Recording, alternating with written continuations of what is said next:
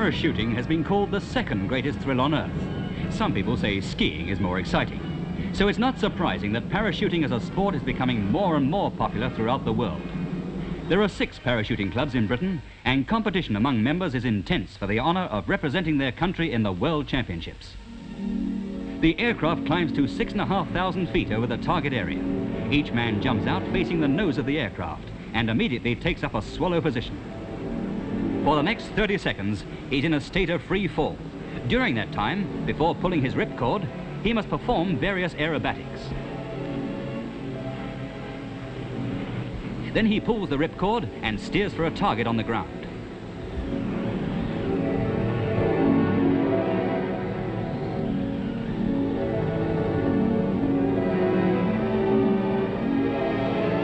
But parachuting can be an expensive hobby, so thousands of young men get their sport for free. They're members of the Parachute Brigade of the Territorial Army. All Army parachutists are trained by the Royal Air Force at Abingdon. Jack here is a part-time soldier. He doesn't exactly look like a red devil, does he? Doesn't he know they play harps up there? But a fortnight at Abingdon will soon sort him out, and he'll know for certain if he has what it takes. On their first parade, the men are divided into sections of about the same size and weight. Their instructor will be with them throughout the course. A parachute descent is in 3 parts: exit from the aircraft, flight, and landing. Here they learn flight control, how to avoid other parachutes in the air, how to get twists out of their rigging lines, how to steer.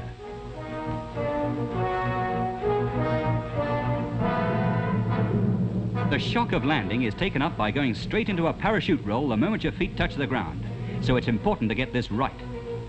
Exits are also important. First, indoors. Then, on the outdoor exit trainer. This is to give them some idea of the buffeting they'll get jumping from an aircraft.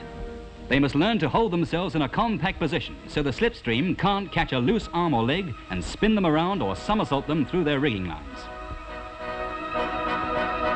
The next thing to get used to is height. This little horror is the fan exit trainer, 30 feet above the ground. It seems more like 300 to Jack. And to think he volunteered for this. Oh, to be on terra firma. More firmer and less terror. But one good jump and it's all over. Go! Now it's time for nappy break. From now on, as the jumps get higher, the stories grow taller and taller. But there's always something new to cut you down to size again. This time, it's the tower. 60 feet up, or 60 feet down, whichever way you look at it.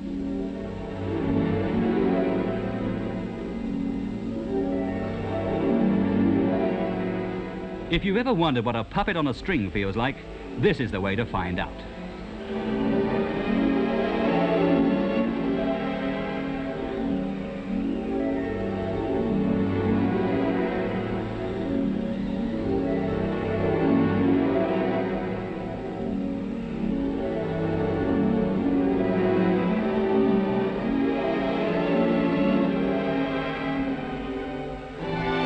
Jack never imagined he'd be so glad to hit the ground.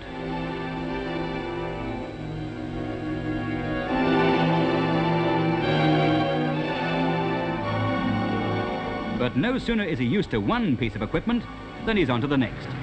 This time it's a big step, from 60 feet to 800 feet. This will be Jack's first parachute descent.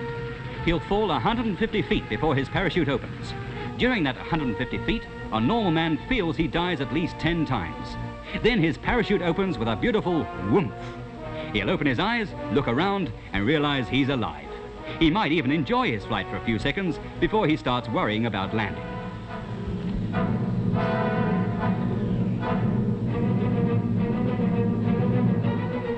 A clumsy landing. He should have kept his legs together, but he's down and in one piece, and that's the main thing. He doubles into report, feeling at least 10 feet tall. But he's soon back to his normal 5 foot 7 inches, or maybe a little bit shorter, as he draws a parachute for a big aircraft drop. Fitting parachutes is a job that is never hurried. When they're fitting comfortably and the reserve chute has been clipped on too, every man is inspected.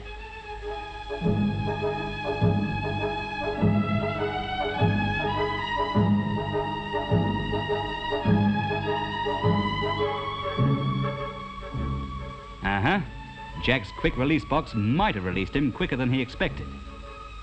Then they wait until they're called to board the aircraft. This is officially known as the standby room, but everyone calls it the sweat box. All right, lads, get ready. A fully loaded parachutist carries anything up to 100 pounds of parachutes and equipment. That's an awful lot when you're feeling weak at the knees anyway.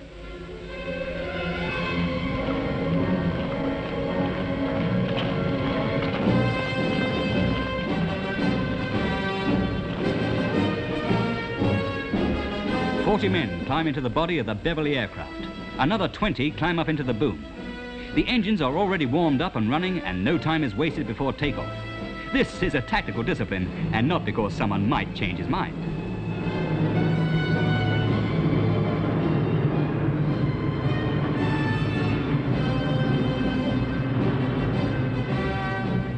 After takeoff, the RAF dispatchers space out the strops for each man.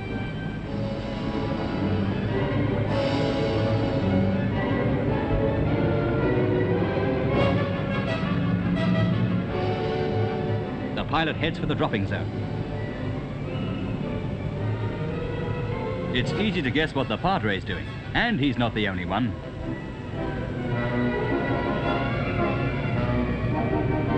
The navigator tells the pilot that they're approaching the dropping zone. The pilot warns the chief dispatcher, and the men get ready to jump. Each man clips the static line from his parachute to his strop, so that after he's left the aircraft, his parachute will open automatically. What if it doesn't? Well, they always do.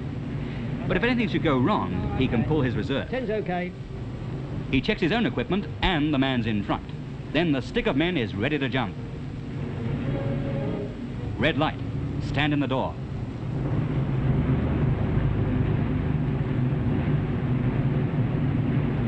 Green light. Go! Go! Go! Go! And out they go, one after the other. 2 parallel streams of men pouring out of the doors. 4 gone. 8, 12, 20. Their parachutes opening regular as clockwork. The strops and static lines with the bags from the parachutes flap in the slipstream just behind the aircraft. Out go the men from the boom. Down and away on the slipstream. A free ride on a roller coaster of wind.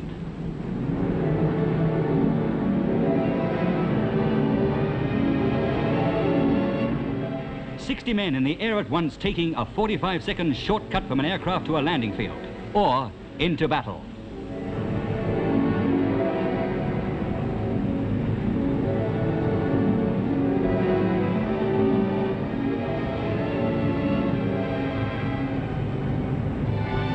All arms of the service jump with the paratroops: padres, doctors, engineers, artillery, all giving support of one kind or another to the gentlemen of the infantry.